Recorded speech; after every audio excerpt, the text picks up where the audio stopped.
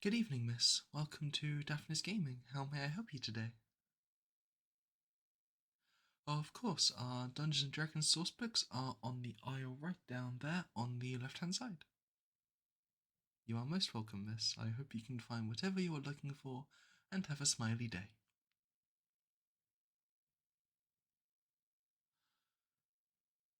Oh, hello again. I hope you found everything you need. You're not sure what you need. Right. I presume you haven't played Dungeons & Dragons before, have you? Right, so your friend invited you to a game and now you need books and dice and all the fun stuff. Well, that's where I can help you. There are only two major things that you need, which are books and dice. So, first thing is books. If you're playing a beginner campaign, then you'll definitely want a copy of the Player's Handbook. It pretty much has all the basic rules, classes and races inside. There are extra books that you can buy separately that include other races and subclasses, like Warforged, Satyrs, Owlins, Centaurs, and there's kind of races for everything across all of the books that have been released. But if you want to keep things simple, then the Player's Handbook will have everything you need. The key to remember with D&D is that the rules are not fixed things. It's fluid. It's hard to explain in like words. You'll just kind of feel it once you start playing. Speaking of, do you know what kind of world you're playing in?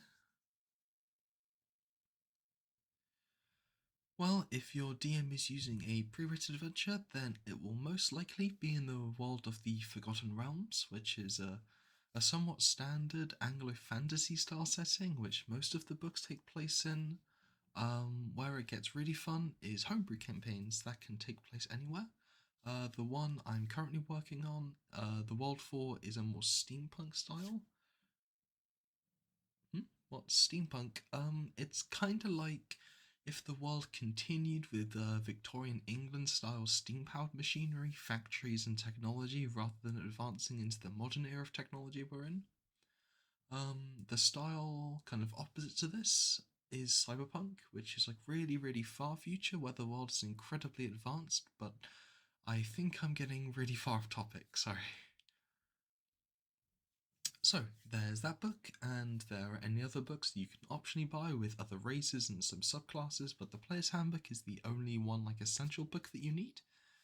On to the next major thing, which is dice, which you deem to understand will become an addiction because the need for more clicky clacky rocks is just too strong. So, for dice, we have a few major types of them, and choosing good dice is just as important as building a good character. Trust me, that will make sense soon. A lot of people match dice to their character, so let me just show you some types of dice and you can see how you feel about them and get an idea for what you want to buy. So, firstly, we have the classic resin dice, probably the most varied of them. They can come in solid normal colours, patterns, swirls, you name it. If there's any pattern you're thinking of, that I can promise you there are resin dice that exist for it. You can get transparent ones like these with green metal flakes inside. You can have ones with little animals like these ones with tiny cows and grass inside, which are just so adorable. I had to buy them when I saw them. Just like these ones with little ducks in them. Typically, they're a bit more round-edged, but you can get some really nice sharp-edged ones that look really clean, and resin dice are normally the lightest, but that depends on what kind of weight you want in your dice. The second major type is metal dice. Now, these are bloody lethal because they're so sharp. Just feel the point on this d4. Yeah, stepping on that one is a life ender right there. You think stepping on Lego is bad? Trust me, stepping on this at 3 in the morning is like an arrow to the knee, but for D&D players. Sorry, obligatory joke. So anyway, with metal dice, you can get some more like chromatic patterns like these that shine different colours, like an oil effect. Metal dice also tend to have a bit of a heftier weight to them. So you just have to try it, see how you like the weight. I will get a dice tray for you. And here we are, can try some test rolling in here to see how you like the weight. So, how do you feel about them? Alright, and on to the final main type of dice, which is the most beautiful, which is gemstone dice. Most of the ones we have in the store are hand cut and engraved, and we have plenty of absolutely incredible, beautiful gemstones which are cut into just the most stunning dice.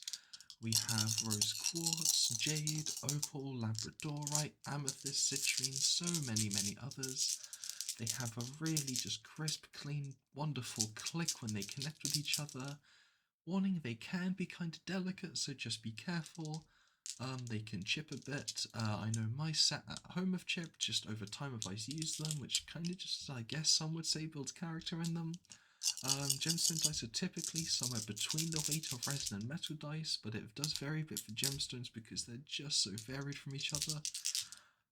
There are a couple of minor sets of dice, like mini dice, which as you can imagine are just tiny little dice that are just absolutely adorable. And the other is rubber dice, which are really quiet but have a really neat feel and texture in your hand.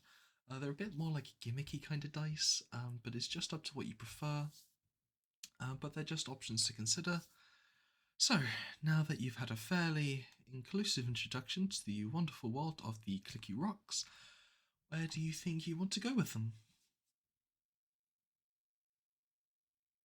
Oh, the miniatures?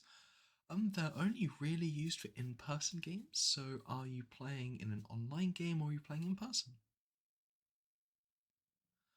Well, there are some online services you can use to create custom miniatures for your specific character, and then you can kind of buy the 3D print file from them. We do have 3D miniature printing in store for a fee, of course, but you do end up with a complete unique little miniature of your very own creation. Yes, I agree. Probably worth waiting to make your character before jumping the gun, but getting miniatures is a really satisfying experience, and it kind of like completes your character because you have your character sheet. Then trust me, you'll want to buy dice specific to your character, like to match the kind of vibe, and then the final bit for a character you really love is spending the extra money to get a little miniature printed. So, dice, what were you thinking?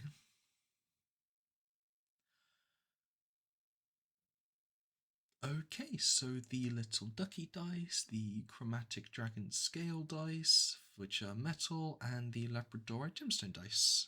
I can see there's a good dice addiction starting here, so I'll welcome you to the club.